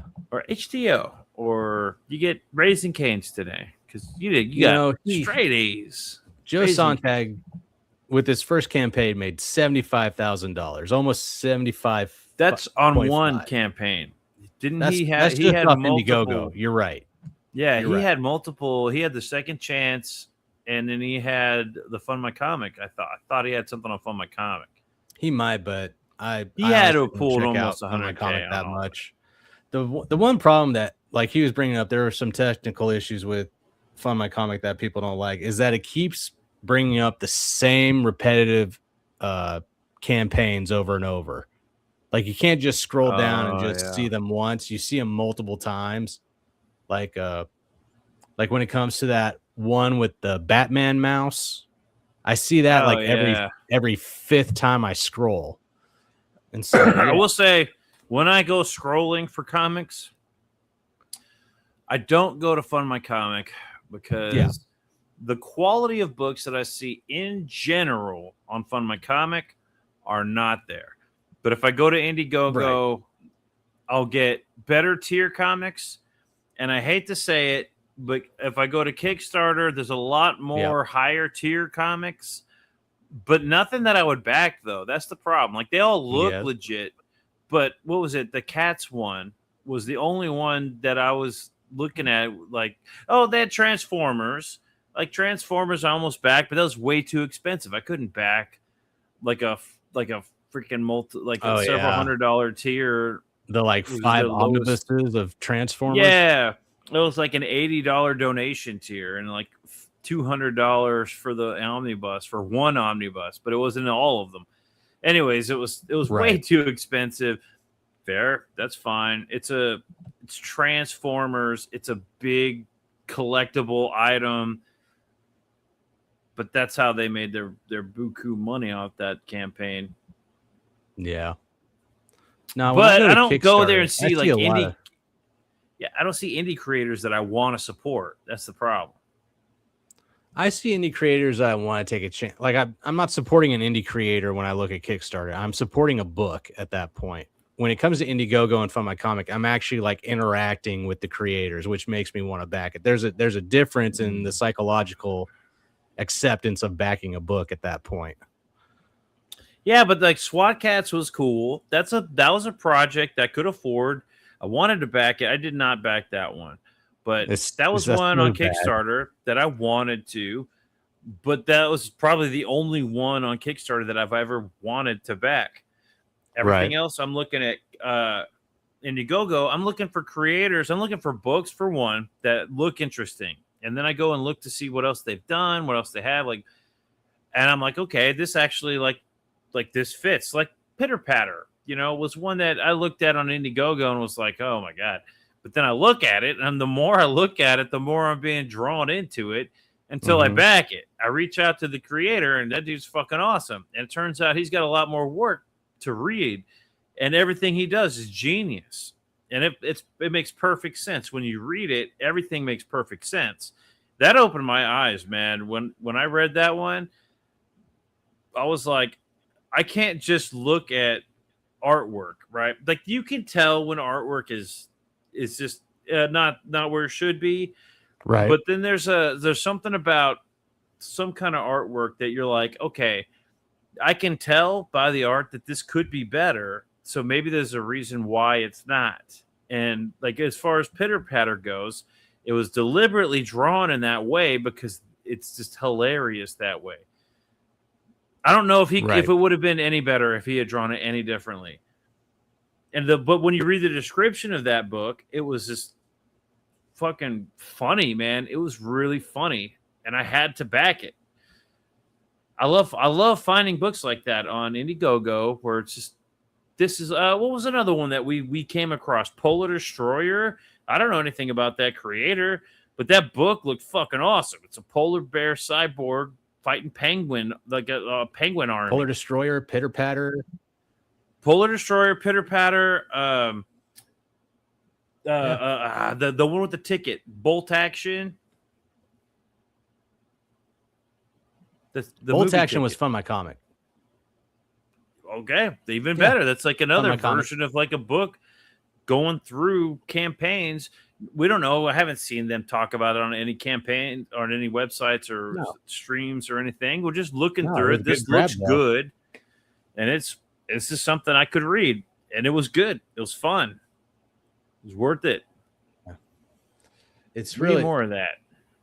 Yeah, it depresses me like how small or how the campaign creating is slowing down to where it's only the big guys doing it nowadays. It's not really everybody going at it at once. Big guys and little guys with backing, like big backing, because Bolt Action deserves to get more books made.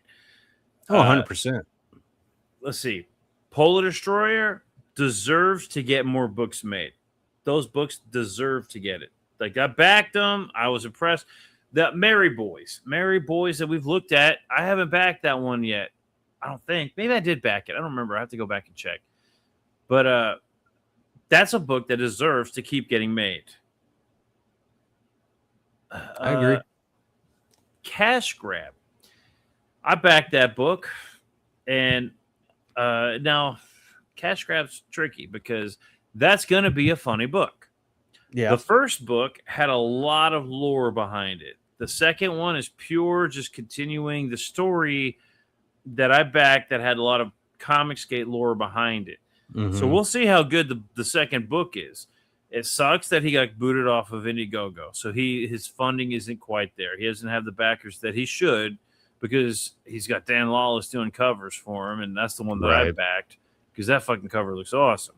The book was hilarious. Why isn't he pushing that book? I think he might have even closed it out. Like Cecil should have pushed that book way harder.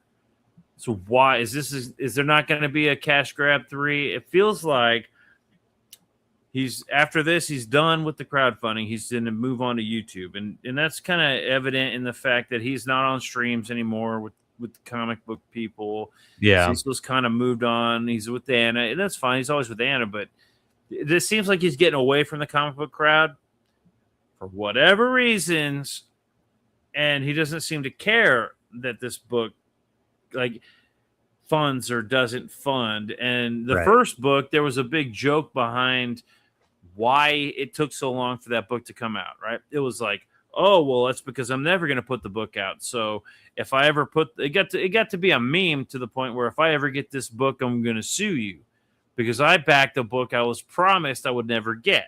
Mm-hmm. That was a joke. It was funny and it was awesome.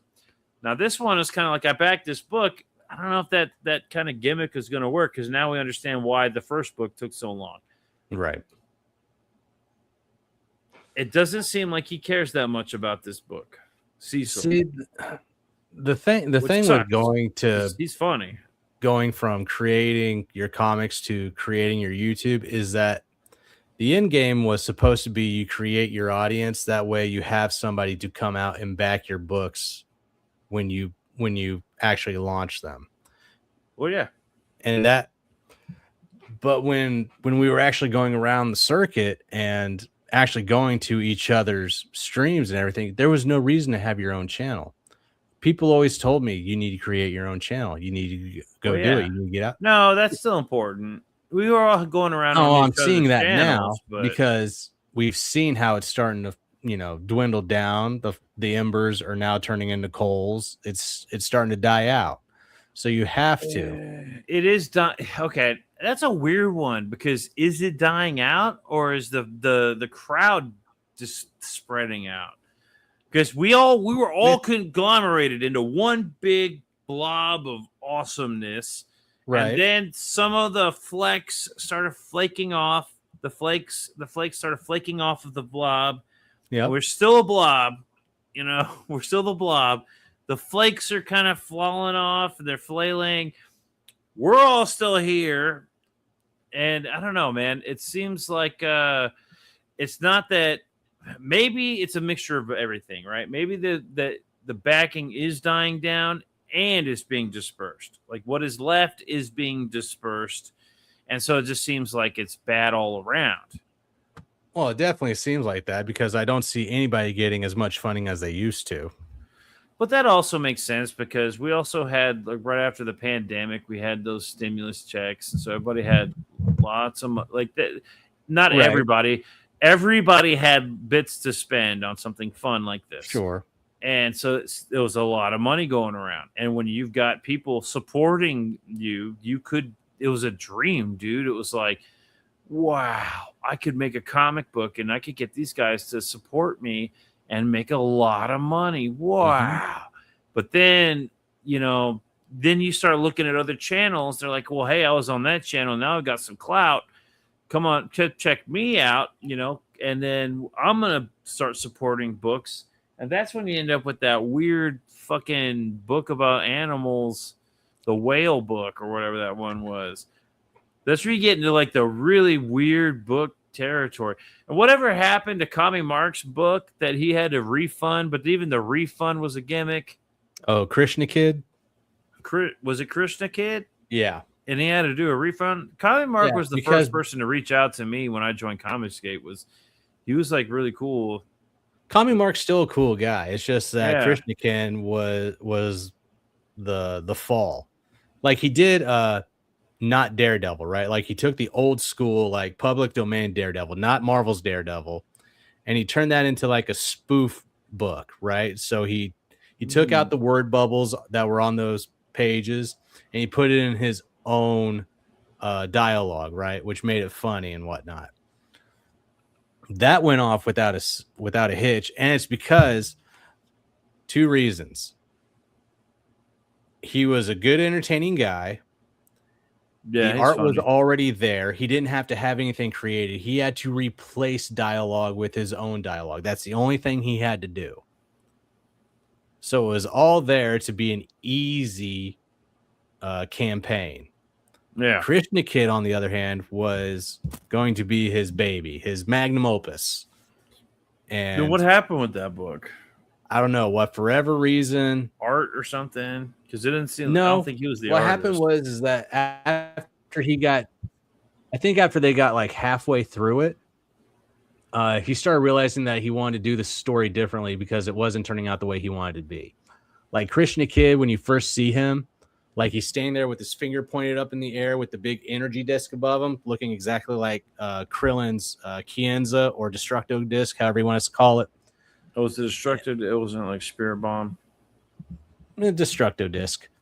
And so you could tell that, it was things that he was putting together from things that he liked, much like Joe does with Reaper Destroyer, things that he liked in the 90s. He's basically... Reaper Destroyer is one of those books that's what's awesome about this book is that it's actually all of the good things, that I liked reading growing up, but it's not it's not like if I did Spawn, if I did this, it's actually like an original storyline. It's not the darkness. It fits right in there with all those categories, but it doesn't feel like an Image. When Image came out, we got Youngblood, we got Wildcats, we got these comic books that look fucking badass. Right. But then as a kid, I'm reading Marvel, I'm reading DC, and then mostly Marvel.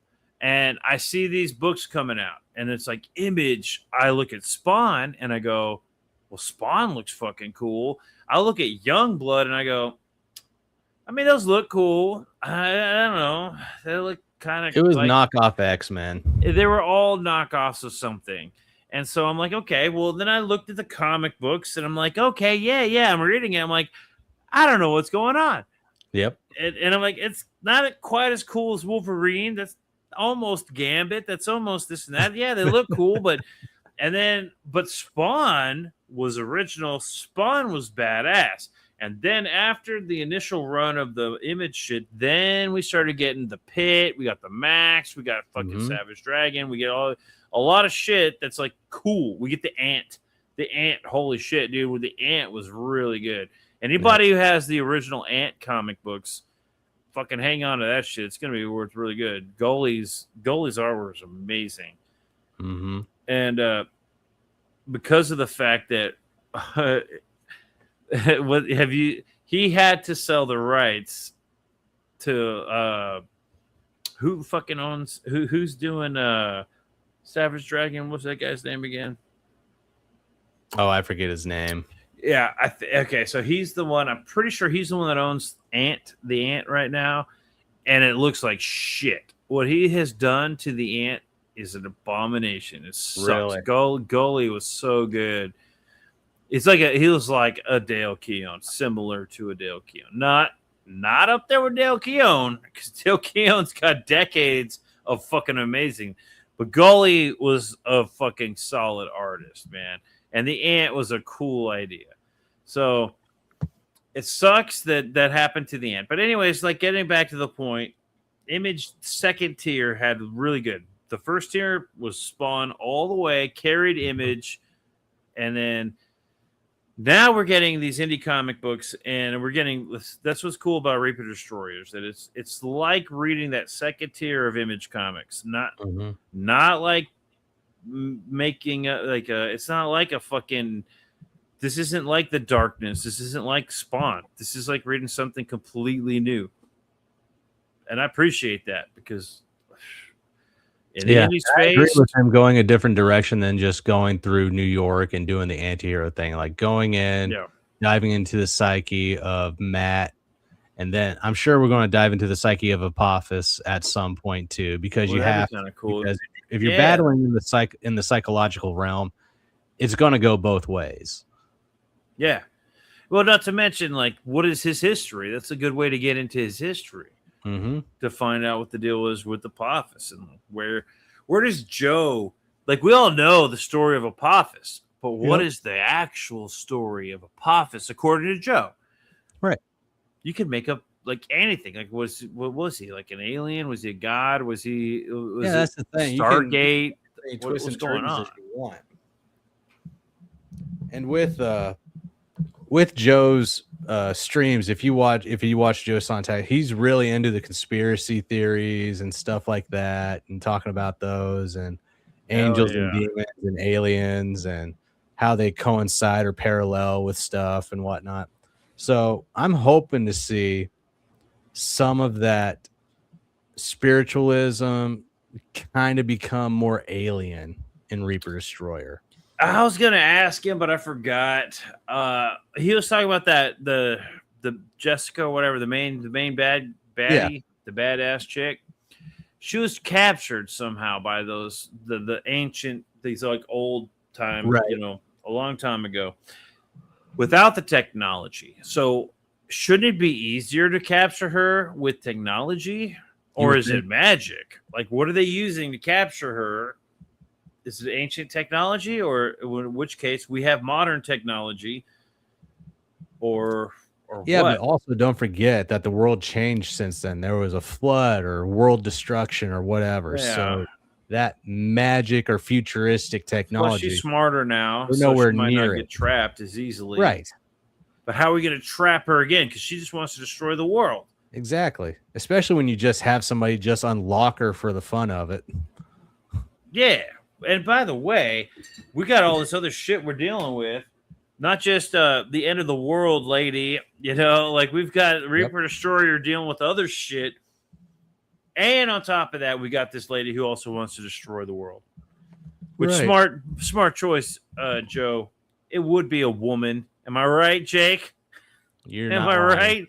It would be a woman that wants to destroy the world. What, does she not get her Starbucks the way she wanted it? Women can never have enough. Always got to have more. Oh, we get the Garden of Eden, but I can't eat that fruit. Well, I want that fruit. Well, you fucked us. That's the only thing I ever wanted. Yeah. Are you kidding me? But yeah, it's like I can see where going a different route would be refreshing, because the way I read Phenomenova issues 1, 2, and 3, I was not happy with that third issue. Yeah. I'm liking the way this. I wasn't happy with the second issue. What Joe is saying when he's going with this direction, it's like, okay, we're not getting a Phenomenova number 2. Yeah. Continue on that. I'll be right back. Talk about that. Okay. But yeah, it's like when you get the first issue, everybody puts all their heart and passion into that just to get it right, to make sure that it launches and gets off the ground, and to make sure that people are coming back for the second issue. And then for some reason, when it comes to the second issue, there seems to be like a burnout that takes place right before you start writing it. And I don't know what it is. I don't know if it's that you just got so fed up with looking at your first issue because you're trying to get all the nooks and crannies correct. You're trying to get every piece of dialogue right. You're trying to make sure that everything's so fluid. And then when issue 2 comes along, people are like, well, I either don't know where to go from here, or I'm just going to continue this one storyline because that's as far as I thought. It's like when it comes to issues 2 and 3 after that first main issue, you just lose all the creativity that you had because the only ideas that you had were in that first issue. And then when you see people backing it and you get that dopamine hit and you get that high of people backing you and it's a success and people actually enjoy it, well, then you come back and you have this fear of, well, what the fuck am I going to do for issue 2? Yeah, and how about a 20-pager? That only happens to people when they didn't actually think fully through a whole story. You only thought through the origin. Yeah, see money getting made. And so they're like, I got to get on it. And then they get out their first issue. But then you get like, okay, now what do I do for a second issue? How about a 20-pager? I charge the same amount, less tchotchkes, less whatever, less story, just to get that second issue out hot and ready. People are waiting for it. What's going on, Justin? Hey, Justin, what's going on, man? How's y'all's books doing? You know they're doing good. We got to be getting them back on here pretty soon. Yeah. Are y'all going to be doing a new trick or treats? Yeah, tricks and treats. Yeah, I'd be happy for a volume 3. Because I mean, if you think about it, we're in May now, right?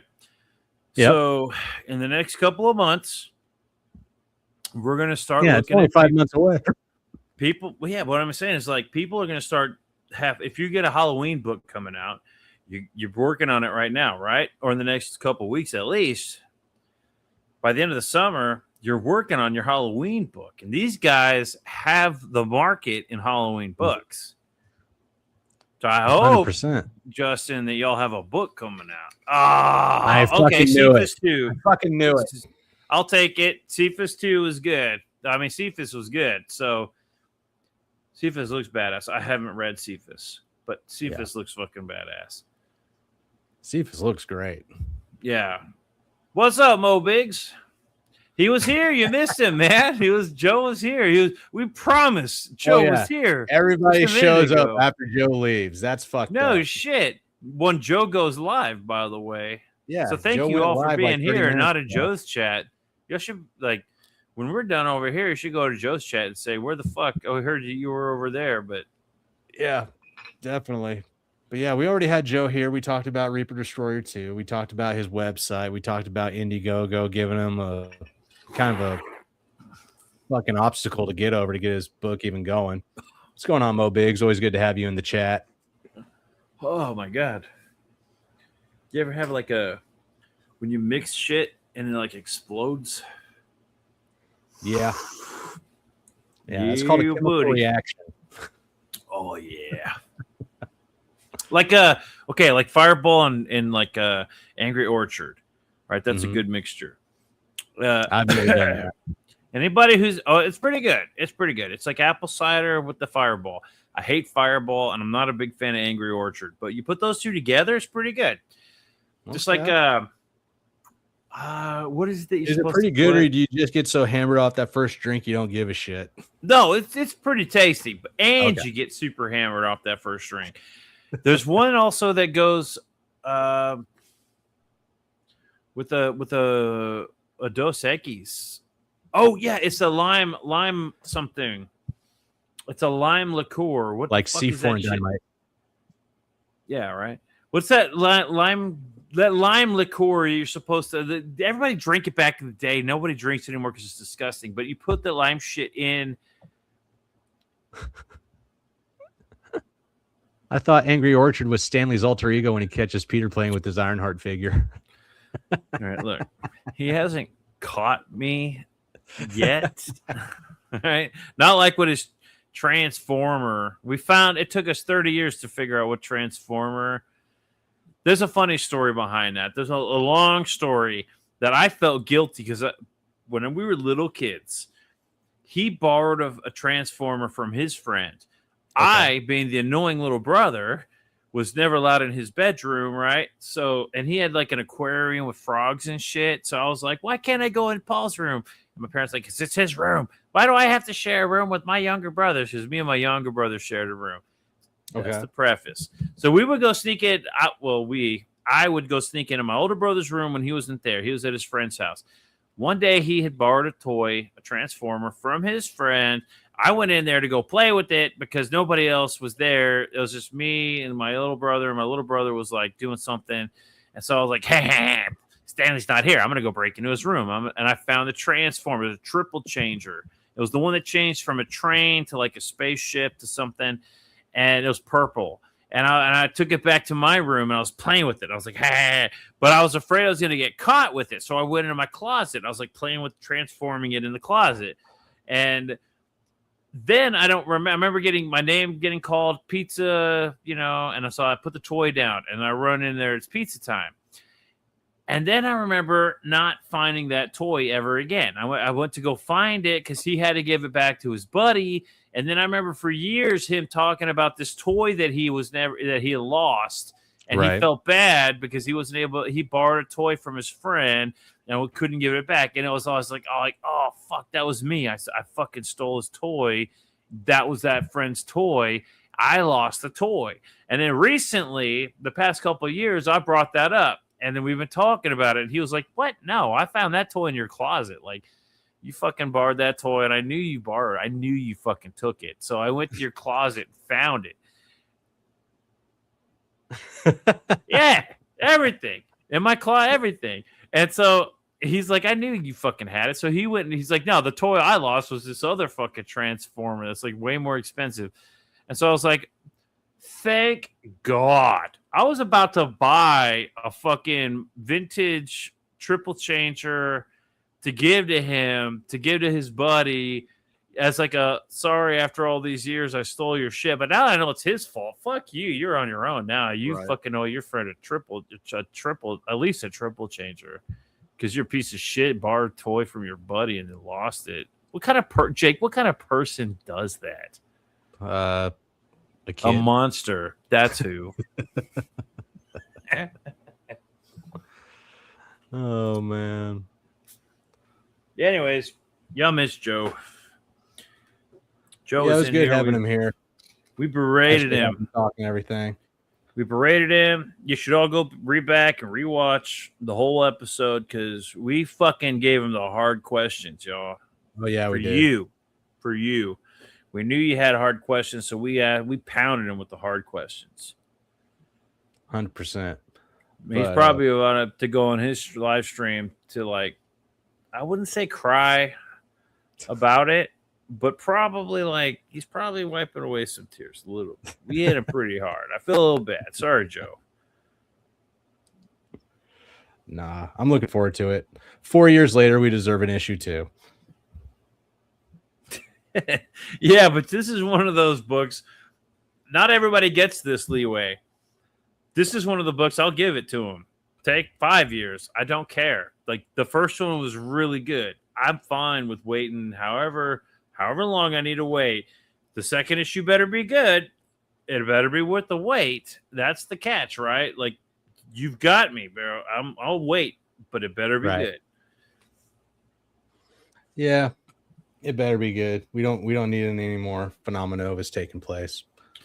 And like Cyberfrog 2 was good. There were some things that reading it that I would have changed a little bit, tweaked a little bit.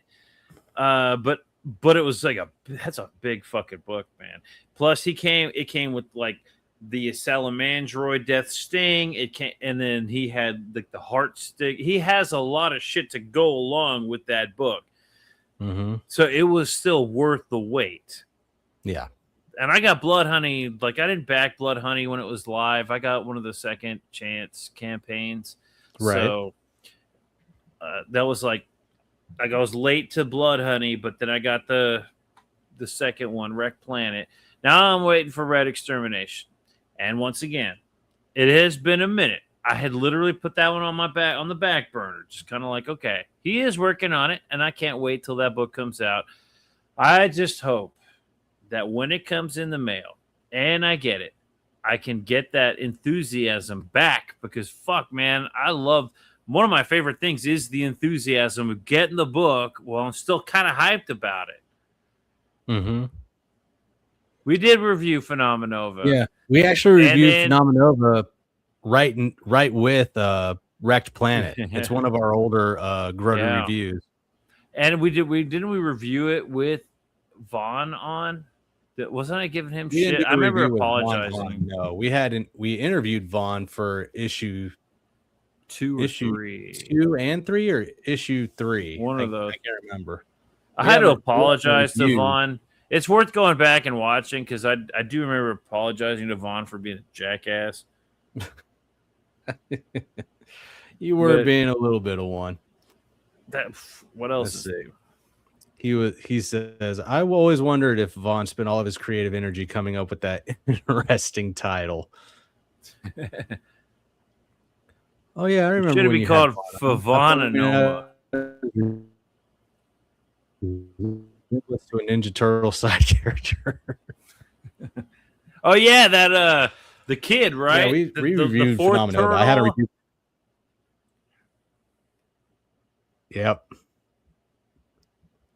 But we haven't reviewed issue 2 or 3. We probably could. Well, did I review issue 2? No, we talked about issue 3. We didn't reviewed it. We reviewed issue 2 because we talked about like the training and all that. But issue 3, we did not review it. We talked about it. We didn't review it though. Okay, I guess we could do a review of issue 3 because he's Should closing we do out a review. He's closing out issue 4 right now, and I didn't back it. After issue 3, I was like, I'm out. Yeah, it's a shame, man. When you get invested in something and then you like back it 1, back it 2, and then it's like, then by the 3rd time you're like, it's not really worth it. That's why I like Polar Destroyer because they got 1 and 2, and now I'm hyped for number 3. I don't know how long it took to get from 1 to 2, but they were both good. I had stopped watching the cartoon like a year before then, but I came back and watched an episode. He was heavily featured, and I wasn't interested to watch the show. Yeah, it's about like that. Yeah. Sounds about right. We should bring him on again. If he'll come on. He might not even come on anymore. He might be too big for our channels now.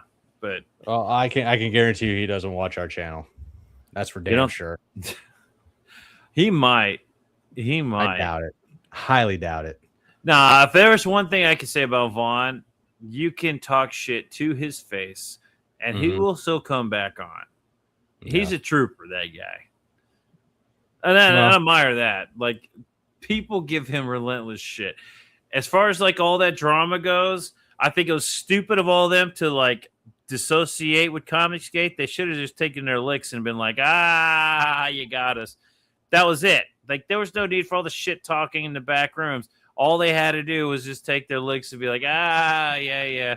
And then everybody would be fine with them. But oh, shit. Well, Mo Biggs spoke too soon. If Vaughn doesn't watch the channel, then explain the other 2 viewers besides me and Justin. Me, because I'm watching it right now, and Jake. Me and Jake are the ones watching it on the other channel, so we can we can get updated comments. Or maybe Stanley's watching because his internet was like kind of crapping out. Nah, I noticed that YouTube changed up the algorithm again, so videos are doing worse for everybody now.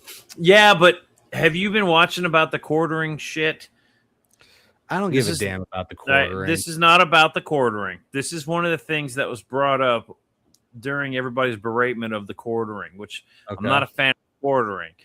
But one of the things that was brought up was, how does his viewership sucks. So what the hell is he doing? He's doing shorts videos. And they're not just like he's just doing shorts videos. He's taking like just relentless amounts of content from other channels, and he has a little clip of himself going like, "Oh, dog, this shit's crazy, y'all." And then it's just clips of the video, and it's just like 2 minutes of like a video, and it cuts to him going like, "Oh yeah, I'll go to Sears next time." And it's it. It's like weird, random fucking comments that he throws at the beginning and the end of a video, to make it fair use, and it's literally just ripping off content without any commentary. And that's all he's doing. He's making shorts like that so to keep his viewership going. We should do that. Bullshit. I'm going to take a video of yours, Jake, and I'm going to throw a comment like, oh, shit, man. It's like fucking arcade season. And whatever. I'll go watch one random video. I'll watch like 5 minutes of your video. And I'll be like, oh, shit. Remember J.C. Penney's? Hot damn. And then that's it. And then I got a quartering video. I tell you what, man. Like, I've been talking with my buddy about trying to do something to like get a side hustle going to where I can like make books without having to do campaigns and stuff, because I still want to create indie books. Like I'm doing Brother Kit right now. I want to do Cobalt 3, and I've got others that I have just, you know, percolating in my mind. And like we talked about a couple of them. We talked about Riot, the one with the Ankleons and stuff like that. And then I have my one called Damascus, and those babies I really want to produce. Like, I don't want just one title. I want a catalog. That's what I want to create. Yeah. And it's so hard to do it. I'm like overwhelmed by the writing. Like I can do the artwork. I'm overwhelmed by the writing, and like I got all these ideas, but then I don't want to just have filler story to the concept that I have.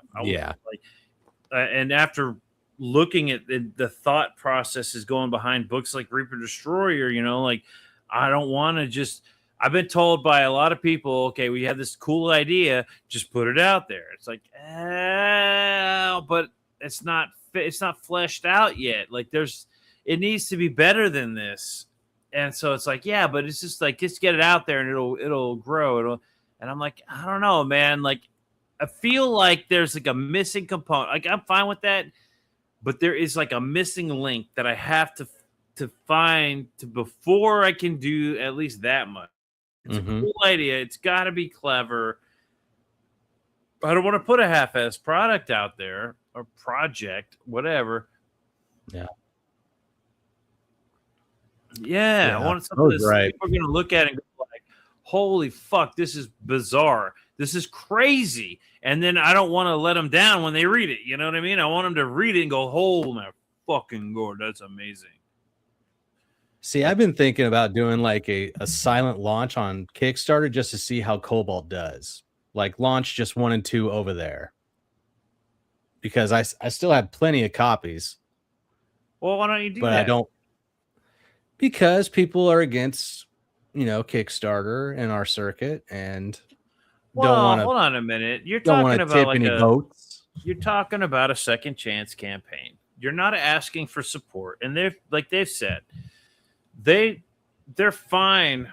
It's like they're fine. It seems like, from my understanding, they're fine with you having the campaign out there, especially if it's like a second chance campaign. Don't ask them to support it. But, you know, because it's kind of Kickstarter, but it's not like a slight on them. Yeah.